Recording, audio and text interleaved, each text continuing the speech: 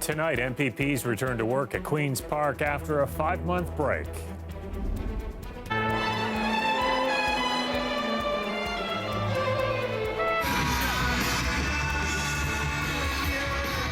Two very different scenes inside and outside the legislature, with Labor protesters making their voices heard.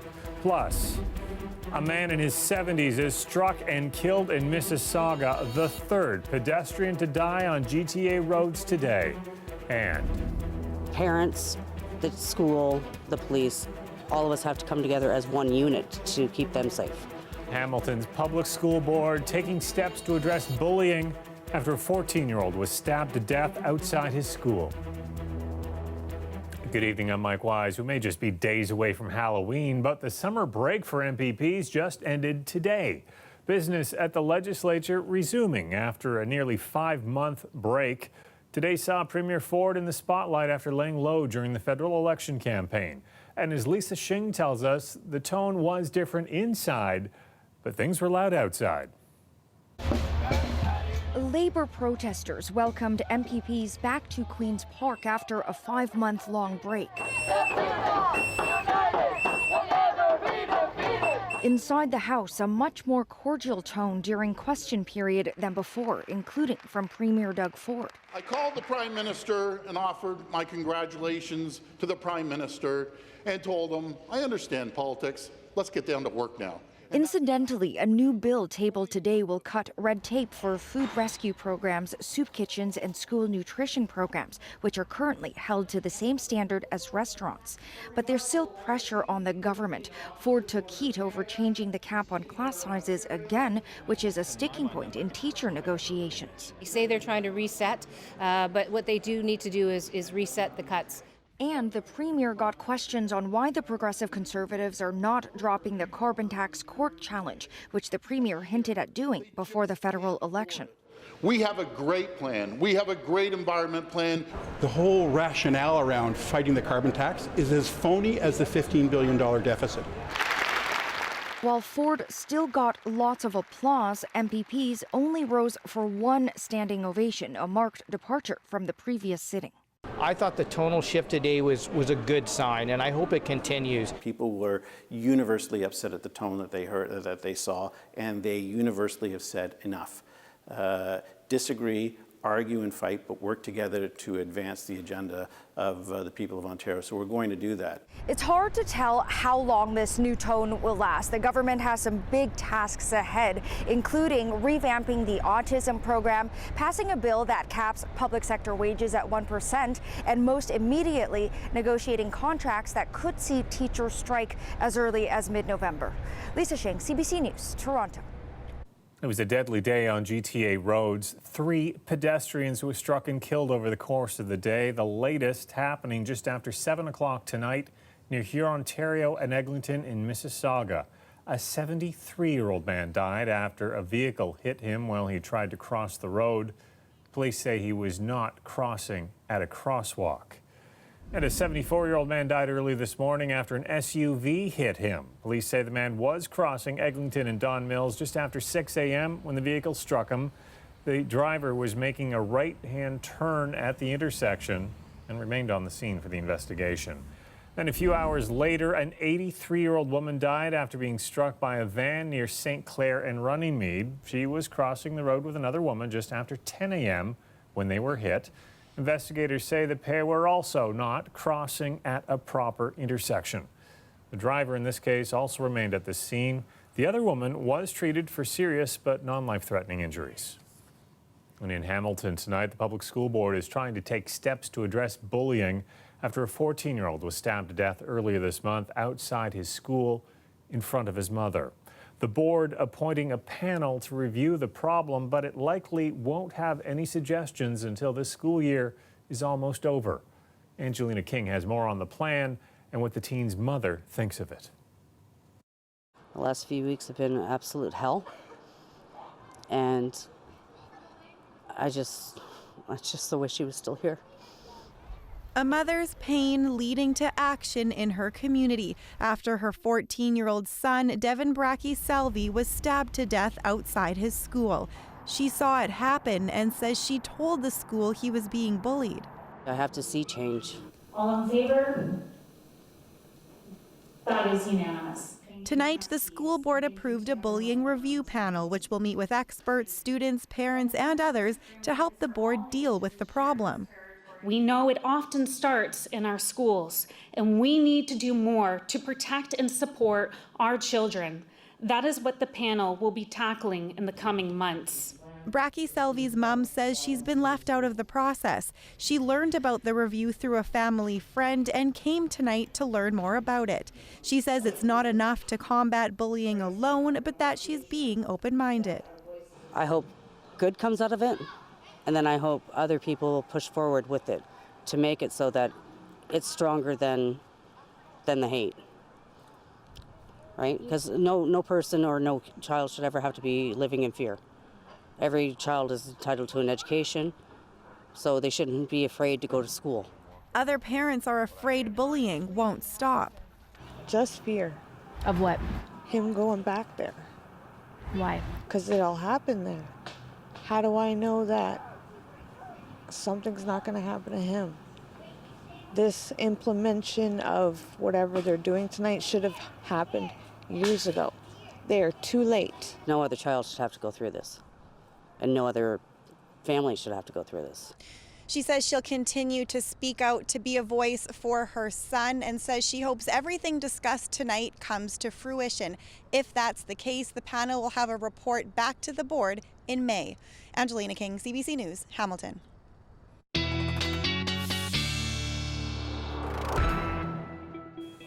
Colette Kennedy's here with the first look at the forecast. How's Tuesday looking? Well, Tuesday's looking great, Mike. Even better than today, if you can imagine that. I have to chuckle a little because looking beyond that, things get a little bit dicey, and this is such an important week. So we're just going to be watching very carefully for what's going to be happening with that Halloween forecast. And we're going to talk about that a little more later in the show.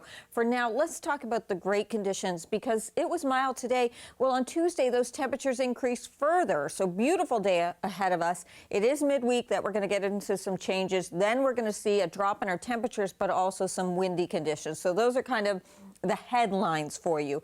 These are the daytime highs from today. Not too shabby. At this time of the year, we should be closer to an average high of about 11 degrees. And may I just point out that this time last year in Toronto, we had some snowfall. In fact, yesterday is the record, the 27th, for a couple of centimeters from 2018. And there was still a little bit of light snow on this date in history in 2018 today. So, wow, are we way ahead of the game compared to that? This is a look, though, at what's going on with this system. Now, overnight tonight, some patchy fog, quite possible. We will see increase in cloudiness tomorrow, especially into the afternoon. And yes, a risk for some isolated showers, primarily to the north and to the northwest, but there will be a few isolated showers. As we go into Wednesday, though, it starts off quiet, and then things will start to change. So we'll talk that through in a little more detail coming up. These are your forecast temperatures, though, for tonight, and that 18 for the high tomorrow, Mike. Looks a lot better than having to deal with snow on the ground. Yeah, absolutely. Thanks a lot, Colette. You're welcome. Well, some bad news for hundreds of workers at the Ford plant in Oakville. The company announced it will be laying off 450 workers in the new year. It's never a good time to get laid off, but we're coming into the holiday season, which is certainly a little bit more troubling for our members, but it's going to devastate the communities in and around the Oakville plant, so it's devastating news. There's no doubt about it for our junior members.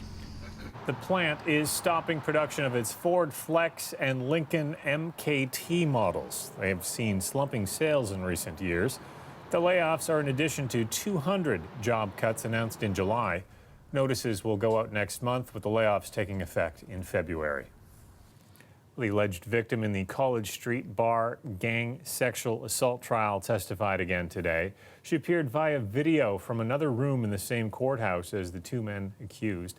Loretta Redicap has more from the courtroom now, and a warning. Details of this story are graphic and may be disturbing to some viewers. 8 security cameras inside the College Street bar captured hours of sex acts between the alleged victim, the bar's owner, Gavin McMillan, and manager Enzo de Jesus Carrasco. She had arrived at around 7:30 that evening to see her friend, who was a new hire in training. The jury and media have seen the most graphic images, but that part of the tape has not been released. Other parts show her stumbling at times, appearing to do cocaine and being touched by the men. She said she remembers having 5 drinks and willingly doing 2 lines of cocaine. She says both accused raped her. Then, when she was leaving after 5 a.m., she says De Jesus jumped in her cab, took her to his place, and raped her again. Both are pleading not guilty. The woman says in the hospital the next day, she felt more pain and saw bruises that looked like finger marks on her arms and upper thighs. The Crown asked, "Do you remember your arms being grabbed?" "I don't remember that." "Do you remember how the bruises on your thighs happened?" "No."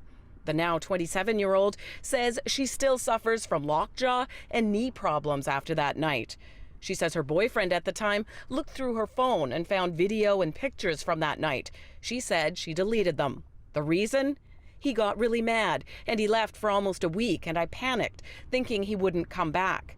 But then she called police to tell them. Once again, she said, I panicked."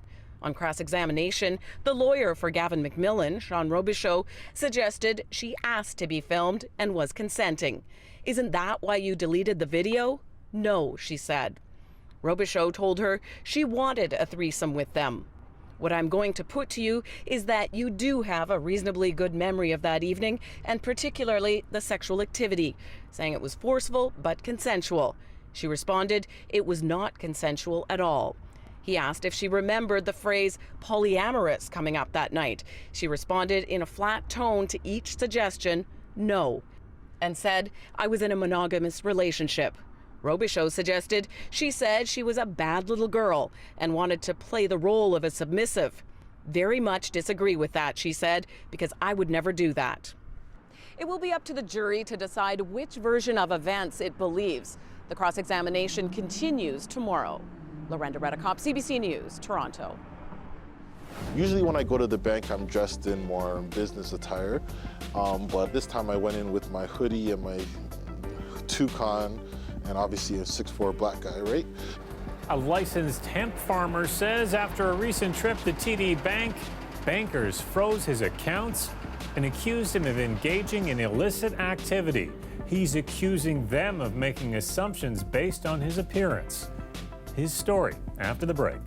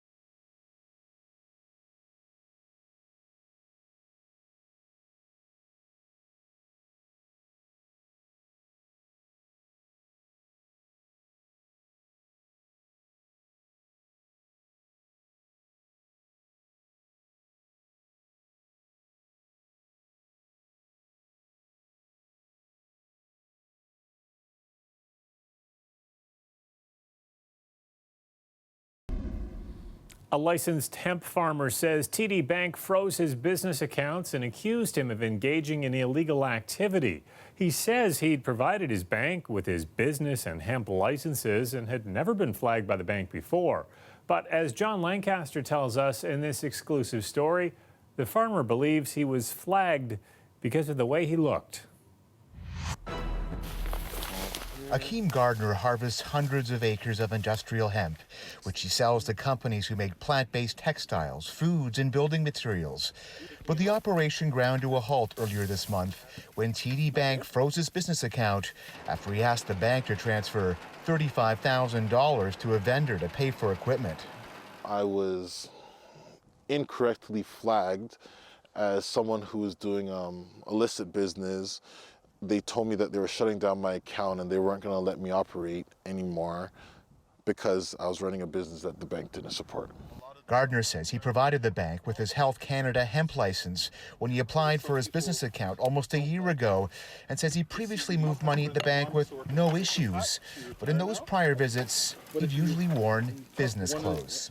This time I went in with my hoodie and my toucan and obviously a 6'4" black guy, right? TD won't say why Gardner's account and credit card were frozen, only that the transaction was flagged. It does concede there was a, quote, misunderstanding about Gardner's business. A misunderstanding, Gardner says, that's cost him time and money. Because TD froze my credit card, so everyone who was charging my credit card account, like my farm insurance and so on and so forth, they all got declined. TD Bank says it continues to investigate what happened. As for Gardner, he's moved his money to another bank. A lot of these assumptions are made when it comes to minorities that are trying to do good work or legal work in this industry. And that's what was shocking to me about this. John Lancaster, CBC News, Orangeville, Ontario. If you passed through Union Station, you may have seen some new ads for vaping companies that went up today. This comes after the province announced it would ban such ads at convenience stores and gas stations last week. But as Greg Ross explains, there's nothing stopping these companies from advertising in other places. From the second you step off the subway and onto the platform at Union Station, it's hard not to notice the ads. For sure, young people like us do see it a lot, like it can still influence us in some way. Yeah. 16-year-old Nina Shapiro saw the ads on her way to school with her friends today. The ads are for a company called Vype, which is owned by Imperial Tobacco. They say things like, our e-liquids are rigorously assessed by our team of experts. They're making it seem like it's okay. And that's the problem, according to Robert Schwartz, a professor at U of T's Dalai Lama School of Public Health. He says the ads ignore the fact that there has been a rise in illness related to vaping in recent months, particularly in the U.S. Any kind of advertising is going to entice kids to use it. So advertising and promotion have to be completely banned. But the TTC says it's bound by the Charter of Rights and Freedoms on free speech. In the absence of a federal ban on that advertising, as you have with tobacco, there's very little we can do to restrict the advertising or to decline it. Stuart Green says riders have expressed concerns, which is why the TTC Board of Governors is considering an appeal to the federal government to step in, despite the lucrative contract they have with Imperial Tobacco. The value is about $500,000 in advertising on the TTC in the last year. The federal government did pass a law to prevent companies from specifically targeting children in vaping ads, but Toronto MP Adam Vaughan says it may be time to review it. The risk is getting better understood, and as the risk is better understood, my guess is the regulations will keep pace with tobacco. We reached out to Imperial Tobacco. They say their ads are intended for adults looking for an alternative to smoking, and while they maintain their products are less harmful than cigarettes, they don't suggest vaping products are harmless. They also don't believe vaping should be regulated the same way as tobacco. Greg Ross, CBC News, Toronto. And I am not throwing away my shot. I'm not throwing away my shot. Oh, tickets went on sale this morning for the Toronto run of the hit musical Hamilton. And fans weren't about to miss their chance to be in the room where it happens. People started lining up outside the Mirvish Theatre downtown as early as 5:30 this morning. Tickets went on sale at 9. You could also get them online, but had to wait hours in a queue there as well. The touring production of Hamilton will play the Ed Mirvish Theatre starting in February. but just until May. It's time to take a shot. It's time to take a shot.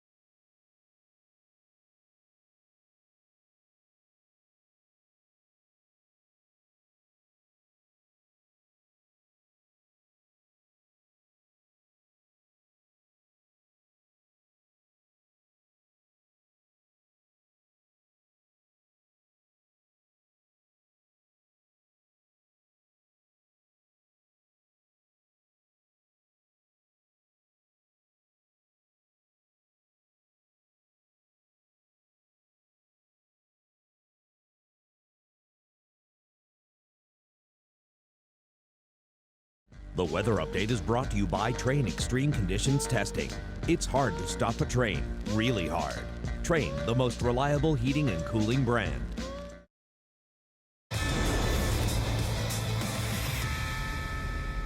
It was retro night at the Scotiabank Arena. The Raptors breaking out their purple dinosaur jerseys once again, hosting Orlando in a rematch of their first-round playoff series. Let's jump to the third. Fred VanVleet hitting some threes here. Raptors up by 13 at this point, but Orlando fights back in the fourth to actually take the lead. But the Raptors respond. Kyle Lowry here, part of a 7-0 run as Toronto holds off Orlando, winning 104-95.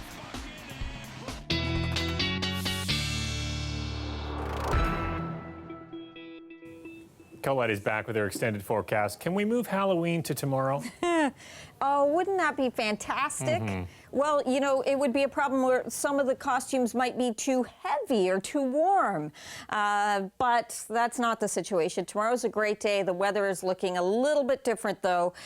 You know, we've all experienced this as Canadians when Halloween can either be great or it can be cool or wet or windy, and we're going to be seeing all of that. We're going to talk about that coming up. I just want to point out these are the average highs, 11.1 and low of 2 degrees. So we're so far ahead of the game. And as I mentioned earlier in the show, it was actually snowing on this date last year. So we're doing quite a bit better than that when we've got this warm flow, the southwesterly flow, that's picking the temperatures up. So beautiful readings today. Tomorrow we pop up into the higher teens. A little bit of patchy fog from tonight will burn off early tomorrow morning in those few spots where you see it. Clouds will increase tomorrow afternoon. That is true. And some isolated showers begin to develop north and to the west of the GTA, but they'll be breaking up and they'll be fairly light in nature as they come through the city in terms of that system working its way in. So I'm not too concerned about that. It's mostly just going to be a day to enjoy. That all starts to change, though, into Wednesday. So you see some of the cloud deck on Wednesday. That's fine. It's the next system kind of coming through. We'll likely see some rain showers developing, lighter stuff, and then getting a little bit heavier later in the day, coming in kind of some patches Overnight Wednesday into Thursday, we get into periods of seeing some rainfall. Yes, Thursday being Halloween, so it is looking like some wet conditions. But I also want to bring your attention to, at this point, it's still a few days away, but how the models are showing us the setup with the winds. So here we go, Thursday. This is 11 a.m. So sometimes there are parades, things like that during the day or towards the lunch hour. And we're talking about a northeasterly wind, around 30 kilometers an hour, some of those gusts. Not too bad Thursday evening for trick-or-treat hours at this point, but by Friday morning, we're talking about winds, some of these gusts, 70, 75, even approaching 80 or more kilometers an hour if you look towards Collingwood, Barrie, Parry Sound region. So significant windstorm into Friday at this time is how it is looking, and then they'll start to ease up Friday into Saturday. All right, overnight tonight, enjoy the quieter conditions, although a few areas with some reduced visibility, 9 degrees the overnight low. Then your highs tomorrow slightly cooler with that cloud cover moving in and that chance of seeing some afternoon showers for southwestern Ontario. Tonight, also some patchy fog for the GTA, that potential. Upper teens for our highs tomorrow, some isolated PM shower potential there. And then this is how it plays out in the 5-day. So 10 degrees on Wednesday, Thursday, high of just 9, becoming breezier at times during the day, and then really ramping up those winds into Friday, especially Friday morning, 8 degrees with still some wet conditions hanging in there. We'll be drying out towards next weekend, Mike, but we'll have to adjust to seeing a temperature then 10 degrees cooler than the high will be tomorrow. But let's hope the rain holds off for at least the first part of the trick-or-treating on Thursday. We'll be tweaking that timing all week, I promise. Okay, thanks, Colette. You're welcome.